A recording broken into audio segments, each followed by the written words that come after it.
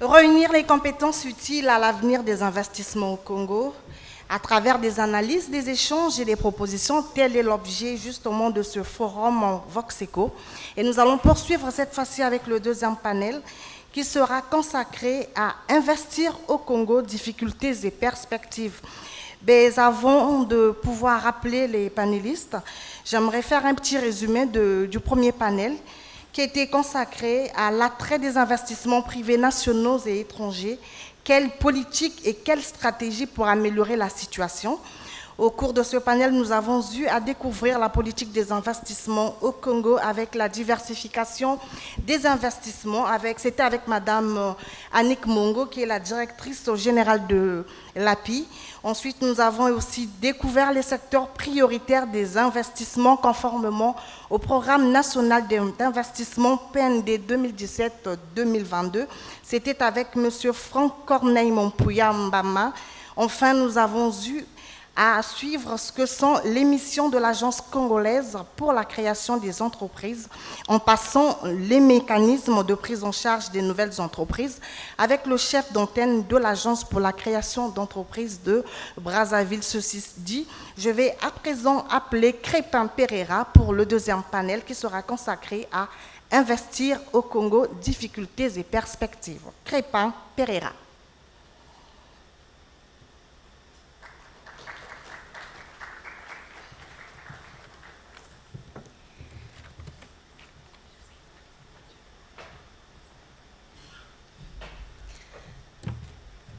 Mesdames et messieurs, bonjour.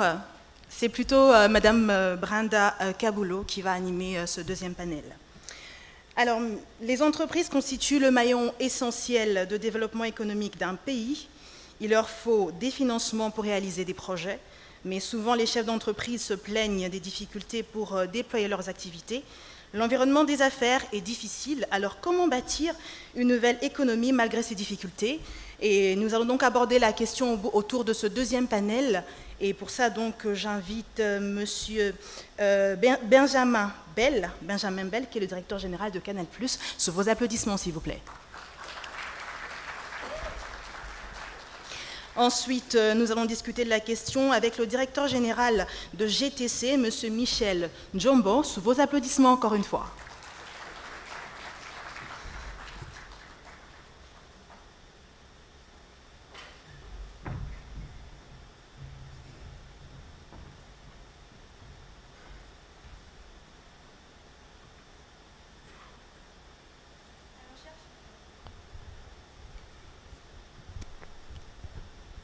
Bonjour, chers panélistes. Bonjour. Bonjour. Nous allons donc commencer avec une première question. Pourquoi les chefs d'entreprise ne semblent pas satisfaits du climat des affaires au Congo? Monsieur Djambo, vous répondez?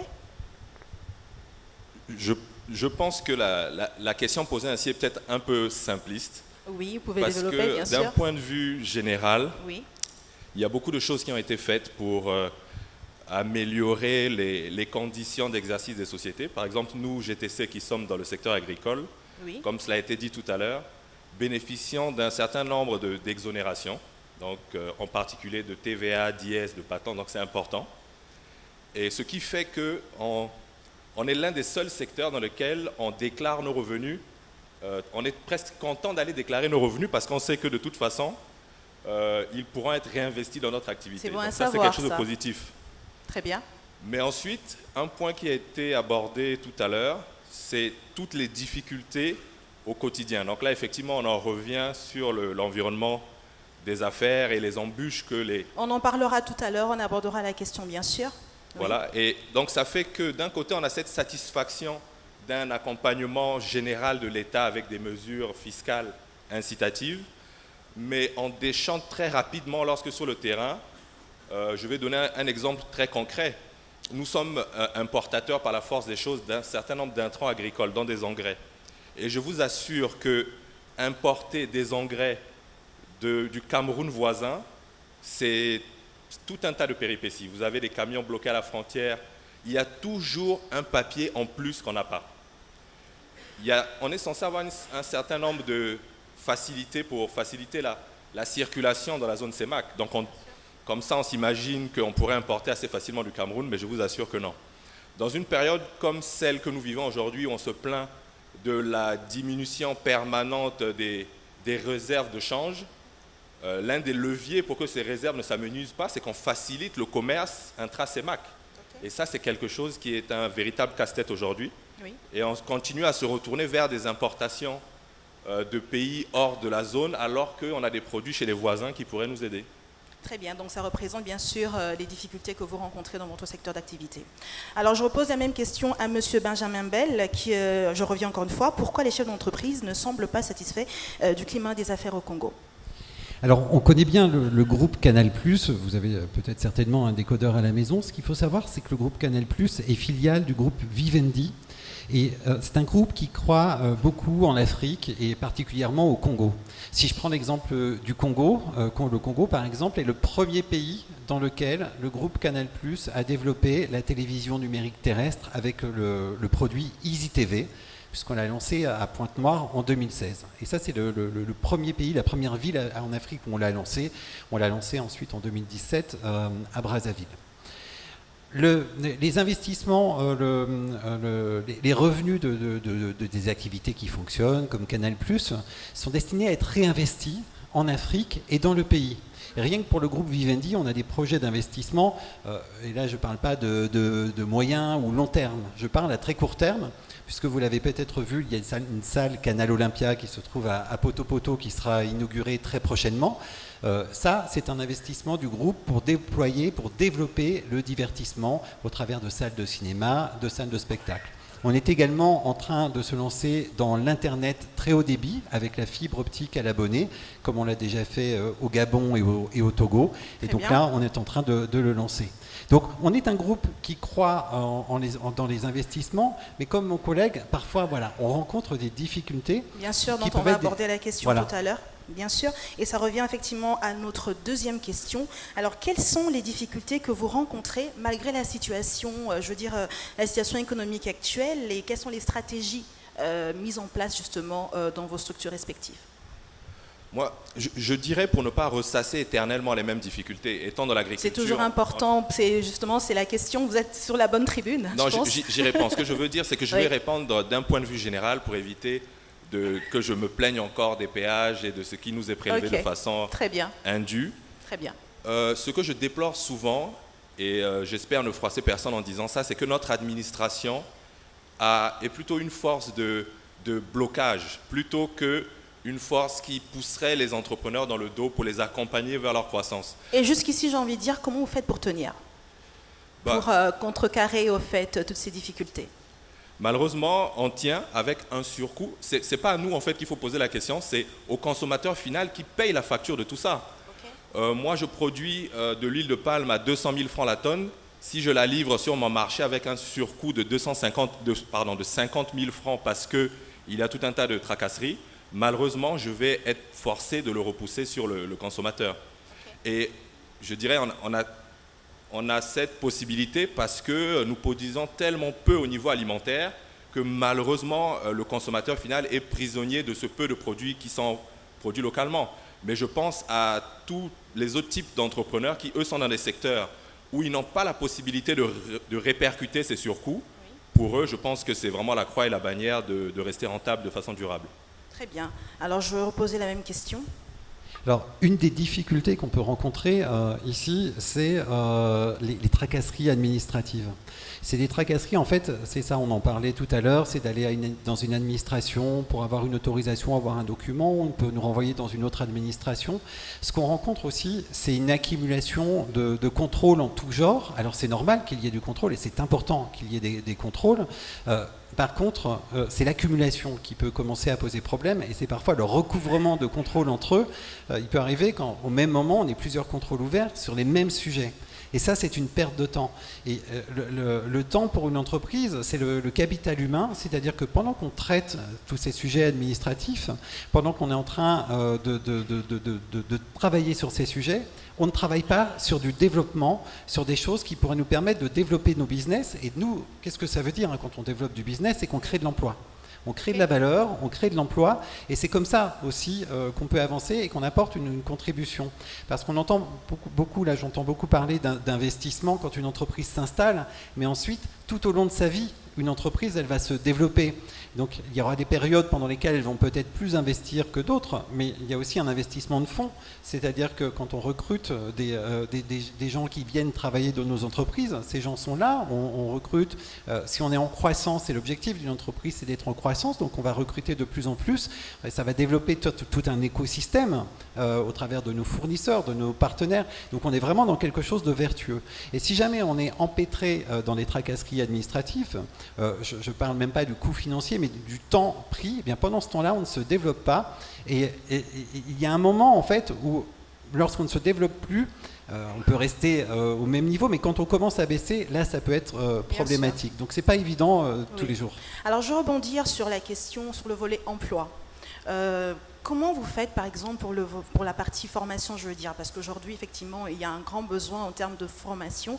On parle de manque de compétences au fait au niveau local. Alors, comment vous faites pour pallier justement à ce côté, ce volet formation avec les agents les agents, bien sûr, que vous recrutez dans votre entreprise?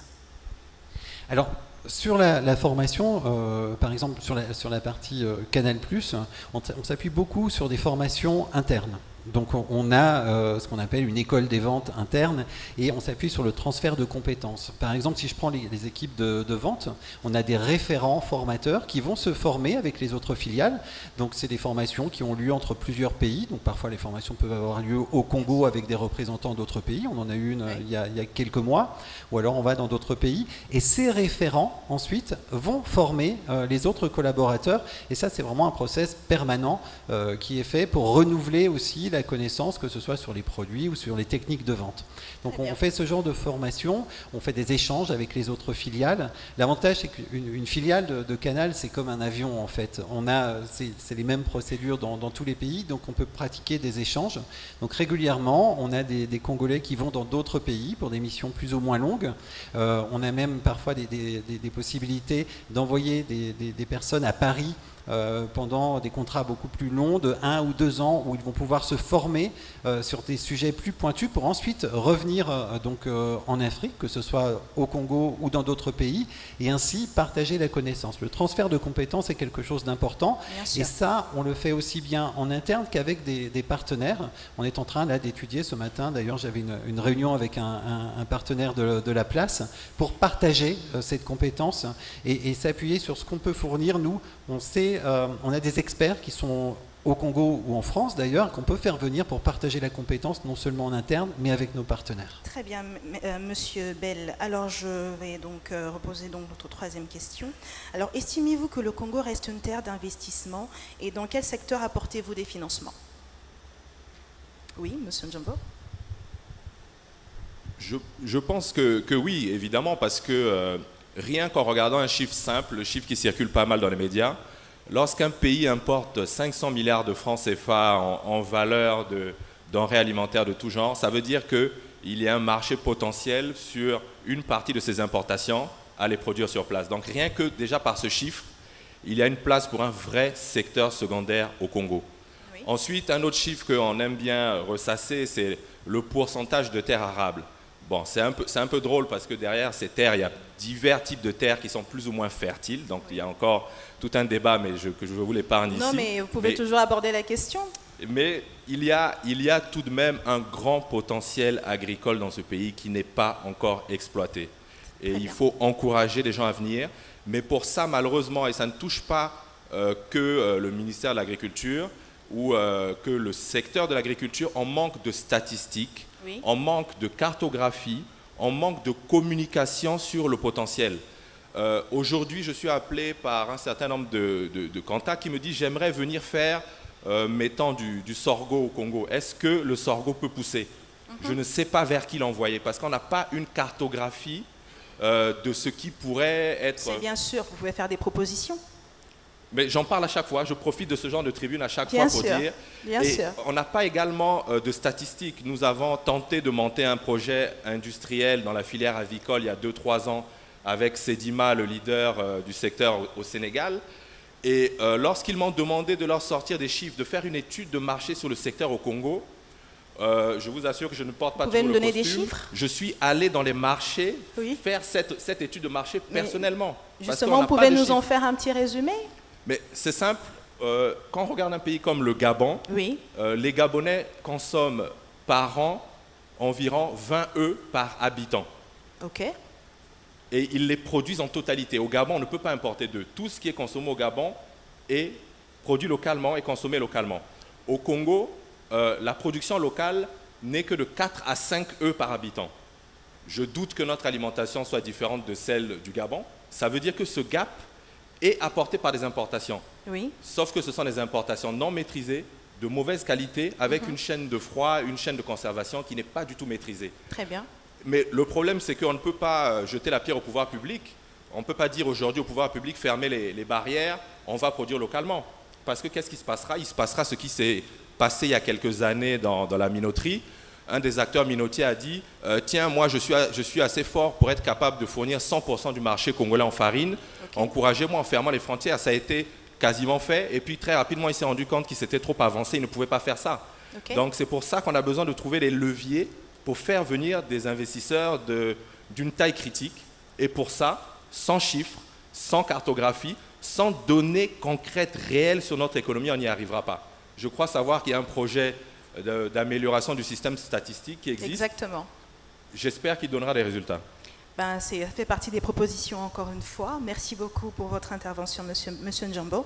Alors, je reviens sur la même question. Estimez-vous que le Congo reste une terre d'investissement et dans quel secteur apportez-vous, bien sûr, des financements? Alors, moi, je vais rebondir sur ce que disait monsieur, parce qu'effectivement, il y a un sujet, c'est que pour pouvoir investir, on a besoin de données sur le pays. Et si je reprends les statistiques, par exemple, d'avoir un recensement, d'avoir des données sur la population, les endroits où se trouve la population, c'est très important pour nous, puisqu'en fait, notre activité se base aussi sur des études de marché pour savoir où on a intérêt à se déployer. Pour nous, le but, c'est d'être au plus près de nos clients. Donc, pour être au plus près de nos clients, on doit savoir où ils sont aujourd'hui. Et puis, encore mieux, c'est de projeter et de savoir où ils seront demain pour aller au plus proche d'eux et pour anticiper nos investissements et nos déploiements. Donc ça, c'est quelque chose qui est très important pour nous parce que c'est ce qui va nous permettre de planifier et de projeter notre activité.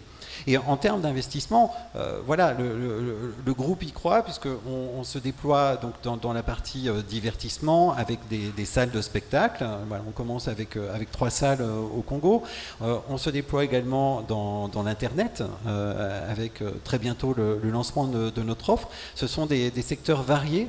Et l'avantage, c'est que ce sont des secteurs, l'idée d'un groupe comme Vivendi, c'est de développer le divertissement. Et donc développer le divertissement, comment on fait du divertissement? Parce que vous regardez sur les antennes de Canal, vous regardez des talents.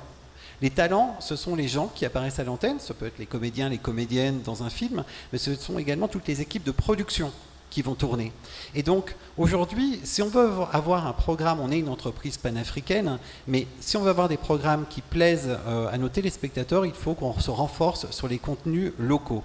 Et pour se renforcer sur les contenus locaux, il faut qu'on ait les capacités de développement de talent, les capacités de production en local. Et ça, c'est pas forcément nous qui allons investir directement, mais c'est que si on a ces talents, si on a ces équipes qui sont là, c'est des programmes qu'on va pouvoir acheter et ensuite diffuser sur nos antennes.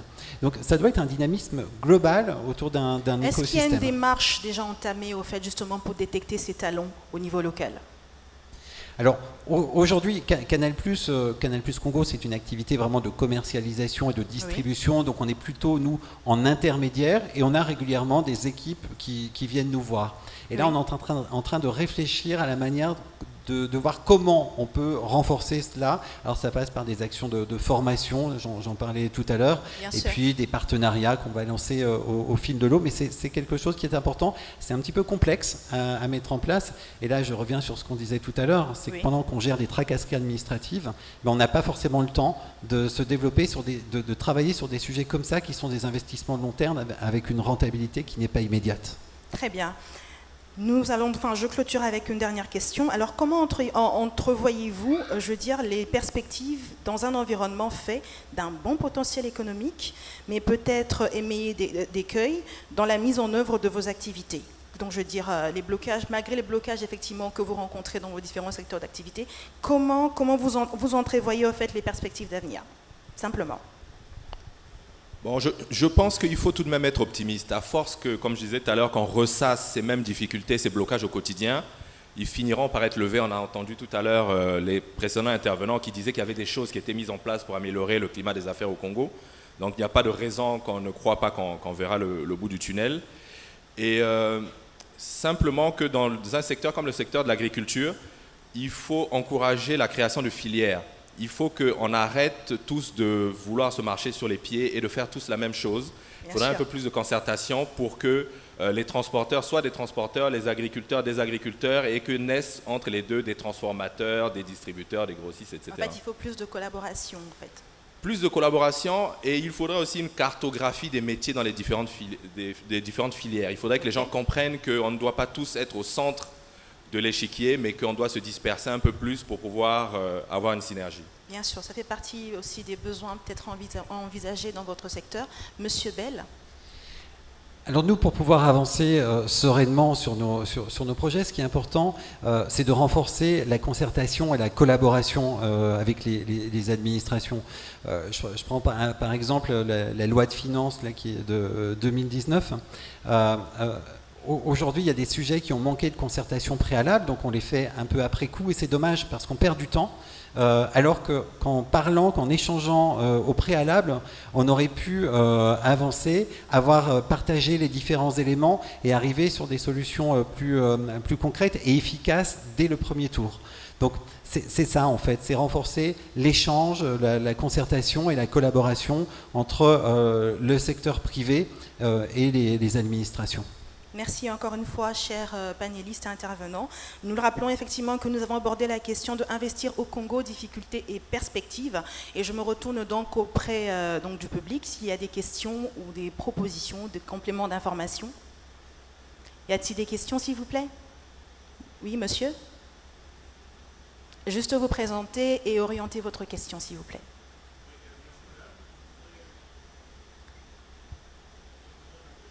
À Monsieur Nzombo particulièrement. Oui. Tout à l'heure, il a parlé des tracasseries sur la frontière du Cameroun. Je crois que s'il a fait la frontière du Cameroun, il sait que les derniers 100 km de route sont en train d'être faits. Et ensuite, il y a la construction d'un poste de contrôle unifié où le secteur privé, effectivement, sera associé. Oui. Voilà. Donc, c'est une très, très bonne chose. Nous pensons que ça arrive. Et puis, une autre question. Oui. Est-ce que payer une redevance au péage est une tracasserie? Monsieur Njombo, pouvez répondre à la question, s'il vous plaît? Du coup, j'ai eu tort d'éluder un peu la question tout à l'heure. J'aurais dû plutôt encore répéter tout ce qui a été dit à plusieurs reprises. Je m'en excuse. Ok. Comme tout bon citoyen que je suis, je ne me plains pas de payer un péage. Donc, on écarte la question du péage lui-même. Mais la difficulté, c'est ce qu'on a appelé tout à l'heure la parafiscalité. C'est les petites taxes qui sont inventées au gré de l'humeur de la personne qui vous contrôle. Je vous donne un exemple très, très concret. Entre autres activités, nous sommes dans l'agroforesterie, c'est-à-dire que nous plantons de la forêt pour la valoriser. L'une des formes de valorisation que nous donnons à nos forêts, c'est le charbon. Donc, transformer nos forêts en charbon pour limiter le déboisement sauvage que subit le Poul, en l'occurrence, qui est la région autour de Brazzaville. Et nous n'avions aucune obligation d'obtenir l'agrément forestier. Nous ne sommes pas des forestiers. Mais pendant quelques mois, nous avons constaté des tracasseries au niveau du poste de l'économie forestière, au niveau de Kintélé. Donc je me suis dit, on va peut-être les rassurer en prouvant d'où venait le bois. Nous avons fait la démarche auprès du ministère de l'économie forestière l'année dernière et nous avons obtenu ce droit, donc cet agrément de forestier. Et cette démarche a même duré un certain temps parce que le ministère de l'économie forestière, nous voyant débarquer, se disait mais qu'est-ce que vous cherchez? Parce que l'agrément de forestier, c'est pour ceux qui coupent les forêts du domaine public. Vous avez planté votre propre forêt, faites-en ce que vous voulez. Je dis mais le problème, c'est que les gens au péage de Kintélé ne l'entendent pas de la même façon. Donc donnez-moi, je suis prêt à payer en one shot cet agrément si ça me permet de ne plus être embêté. Eh bien, tenez-vous bien, ça n'a rien changé. J'ai payé l'agrément et encore au péage de Kinitélé, je paye 100 francs par sac de charbon. Ça paraît anecdotique. On se dit, j'ai les moyens de payer ces 100 francs. Mais non, c'est le client final qui paye ces 100 francs, pas moi. Vous voyez ce que je veux dire? Et nous sommes seulement à 56 km de Brazzaville. Donc, je ne cite malheureusement que les gens qui sont au péage de Kinitélé. Je dis malheureusement pour eux parce qu'ils sont mis en lumière à travers cette discussion. Mais ceux qui sont à l'intérieur du pays, ils traversent des fois jusqu'à une dizaine de points de contrôle à travers le territoire. C'est ça la difficulté. Très bien. Encore une question. Le public, de l'autre côté.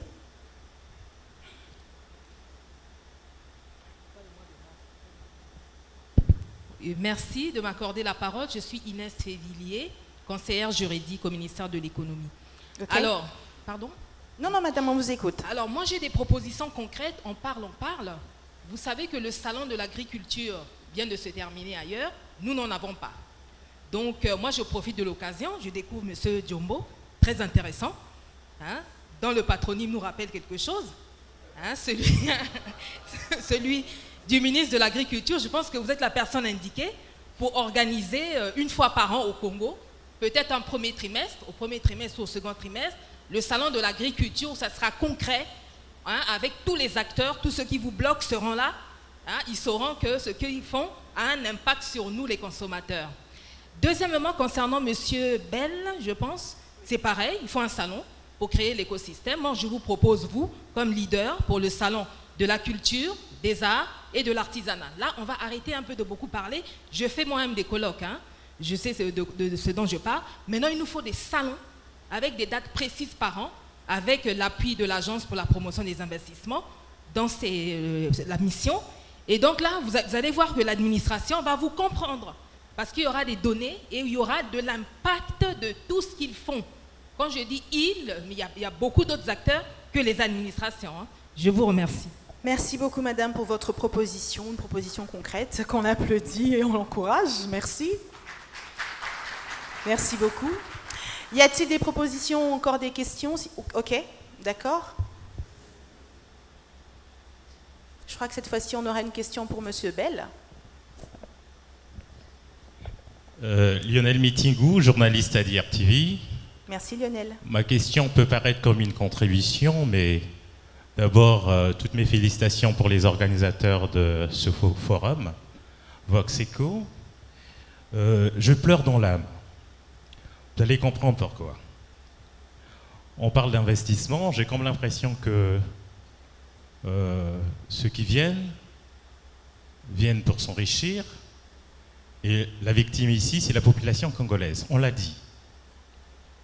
Sachez que je voudrais ici, c'est bien dommage, je ne connais pas l'organisation finale de ce beau plateau que nous avons en face de nous. Est-ce que nous aurons à poser aussi directement des questions au gouvernement? Sont-ils dans la salle ou pas? Seront-ils face à nous ou pas?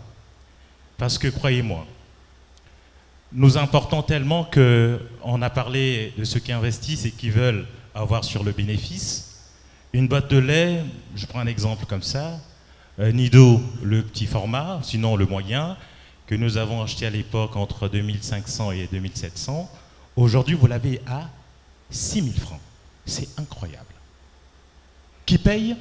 C'est la population. Je me poserai la question de savoir de qui se moque tant.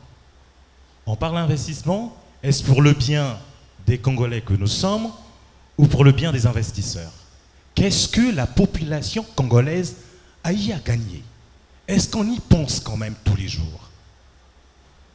On a parlé de l'agriculture. On en parle toujours. Depuis combien d'années nous avons parlé de l'autosuffisance alimentaire? Depuis combien d'années? C'est autant de discours sans impact au sein de la société congolaise. Je suis en train de mourir à petit feu et je peux comprendre aussi. Vous avez entendu M. Djombo le dire et le répéter. C'est une honte nationale. Vous m'emmerdez, moi, j'agis sur la population.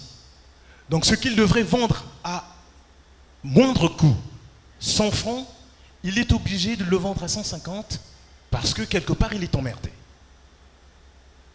Qu'est-ce que nous voulons faire au Congo? Voulons-nous construire un Congo uni ou un Congo divisé?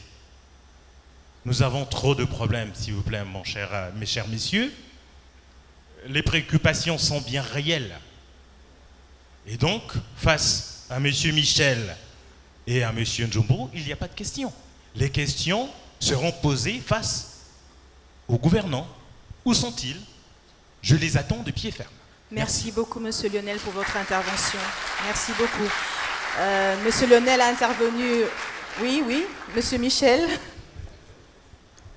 En fait, il faut réaliser que quand vous parlez de produits du type du lait, par exemple, que ça coûte cher et que ça se surenchérisse, c'est tout à fait normal. Ça n'est pas produit au Congo. Le cas du lait n'est peut-être pas un bon exemple parce qu'on aurait du mal à mettre en place une industrie laitière aujourd'hui. Il y en a qui le font déjà et beaucoup moins cher que nous. Mais reste que c'est important qu'on se mette à produire localement. Et si on se mettait à produire localement et massivement, on arriverait à faire baisser le coût des choses. Je prends un exemple concret pour ne pas passer trop de temps là-dessus. Le cours mondial de l'huile de palme est de $400 actuellement, donc autour de 200 000 francs CFA. Nous produisons de l'huile de palme en dessous de ce cours mondial. Donc c'est bien la preuve qu'au Congo, on peut produire moins cher. Le bidon d'huile de palme non transformée que vous trouvez sur les marchés au Congo coûte moins cher que sur le marché international. Donc c'est une question de volonté, c'est une question d'atteindre la taille critique. Essayons plutôt, quand on discute de la cherté de la vie, d'analyser la chaîne de prix des produits faits localement, parce que tout ce qui est importé va coûter cher, coûtera de plus en plus cher, parce qu'aujourd'hui on voit avec les problèmes des devises, ça nous coûte cher d'envoyer de l'argent, c'est difficile, et les importateurs, eux, ils n'ont aucune plus-value, hein. Ils prennent à gauche, ils vendent à droite, donc c'est normal qu'ils maximisent les profits. Donc ne confondons pas un investisseur qui va venir nous aider à nous développer et un simple importateur qui n'a aucune plus-value. Donc quand vous dites, là je fais référence à ce que vous avez dit, vous dites qu'on appelle les investisseurs, mais on a l'impression que c'est pour qu'ils s'enrichissent. Mais vous savez, dans le secteur primaire et le secteur secondaire, quand on travaille de façon durable, on s'enrichit rarement. Donc encourageant les investissements dans le secteur primaire et secondaire. Merci encore une fois pour votre intervention. Je prends une dernière question, s'il vous plaît, une dernière intervention du public. Oui, monsieur?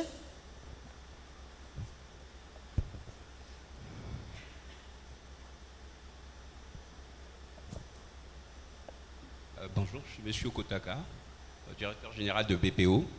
Alors, je voulais plutôt faire une contribution. J'ai bien entendu monsieur tout à l'heure, mais déjà apprécier l'initiative comme telle, l'esprit qui entoure tout ça, c'est-à-dire favoriser des espaces d'échange liés à des thèmes aussi importants que d'investir au Congo. Mais j'aurais plutôt dire qu'il faut toujours mettre les choses dans un aspect dynamique. Pourquoi un aspect dynamique? Parce que tous les secteurs, si on a besoin d'investissement, si on a besoin de développer ce pays, il fallait avoir des fondamentaux. Et les fondamentaux, aujourd'hui, on vient à peine de les mettre. Aujourd'hui, c'est bizarre, c'est à peine quelques jours qu'on peut quitter Pointe-Noire pour Brazzaville. Et qu'aujourd'hui, on parle du ciment qui est passé de 10 000, 12 000 francs, si je ne me trompe pas, à 3 000 et quelques aujourd'hui. Lié au préalable, ce qu'on appelle les préalables à l'investissement. L'investisseur ne peut pas venir au Congo si, à la limite, il n'y a pas de préalable. Donc aujourd'hui, oui, on parle de charité, mais c'est une charité relative. Parce que même M. Njombo, pour investir dans l'agriculture, M. Michel, c'est ça? Pour investir, il faut des préalables. Et les préalables, on ne les avait pas. Il y a 10 ans, 15 ans, on n'avait rien. Et il faut mettre des choses dans un aspect toujours dynamique des choses. C'est vrai qu'il y a des trucs qui doivent être faits. C'est vrai qu'il y a des aménagements qui doivent être faits dans l'administration, dans tout ce qui a été fait. Mais il faut toujours dire d'où ce que l'on vient. On vient d'où il y a 10 ans, 15 ans? On vient d'où il y a 10 ans, 15 ans? J'ai entendu messieurs parler des routes, que rien n'est fait. Mais c'est aberrant tout ça. On a combien de routes il y a 10 ans, 15 ans sur ce pays-là? Que veut dire qu'il n'y a rien n'est fait, on tourne, il n'y a toujours rien. Mais je pense que lorsque nous perdons l'aspect dynamique, nous perdons les réfères de réflexion, nous allons toujours en disant que rien n'est fait, on voit toujours rien. Moi, je suis de ceux qui pensent que ce pays a réellement eu des véritables avancées. Et aujourd'hui, vous attendez l'État. Mais n'attendez plus l'État. Qu'est-ce que vous attendez de l'État? Si nous savons tous que nous sommes dans un régime de social-démocratie où l'État n'investit plus. L'État aménage et réellement on a besoin de ces investisseurs-là, on a besoin de ces espaces-là pour créer des conditions pour que ces investisseurs viennent, que ce soit locaux, que ce soit internationaux, d'investir réellement parce que c'est le privé qui investit aujourd'hui. D'où l'intérêt de ce type d'espace. Il faut toujours repérer et recadrer les choses parce que c'est extrêmement important, parce que l'État, dans ses activités régaliennes, fait les grandes infrastructures des bases et l'État fait son travail. Merci. Merci beaucoup à vous, monsieur, pour votre intervention. Les autres questions, vous pouvez les poser juste après, s'il vous plaît. On va laisser donc la place au troisième panel. Et je le rappelle, mesdames et messieurs, que nous avons abordé la question de investir au Congo, difficultés et perspectives. Et nous avons eu comme intervenant monsieur Michel Njombo, qui est donc le directeur général de GTC. Et merci encore une fois à monsieur Benjamin Bell, qui est le directeur général de Canal+. Merci beaucoup à vous. Et nous faisons donc passer la parole à madame Estelle. Merci. Est-ce qu'on peut applaudir pour ce panel, s'il vous plaît? Merci bien. Comme elle a su le rappeler, nous venons de suivre le panel qui a été consacré à investir au Congo, difficultés et perspectives. Nous avons, à travers ce panel, découvert ce que c'est que le fonctionnement des entreprises privées, les expériences, les difficultés du parcours, les secteurs à exploiter, bien entendu, et également peint le tableau des faiblesses avec l'absence des données utiles aux investisseurs. Il a été question aussi de trouver les leviers pour un investissement axé sur le développement. Pour point de chute, il y a eu des recommandations allant dans le sens de renforcer la collaboration entre le secteur privé et les administrations publiques, avec en perspective voir dans quelle mesure investir pour produire localement et donc encourager les investissements dans le secteur primaire.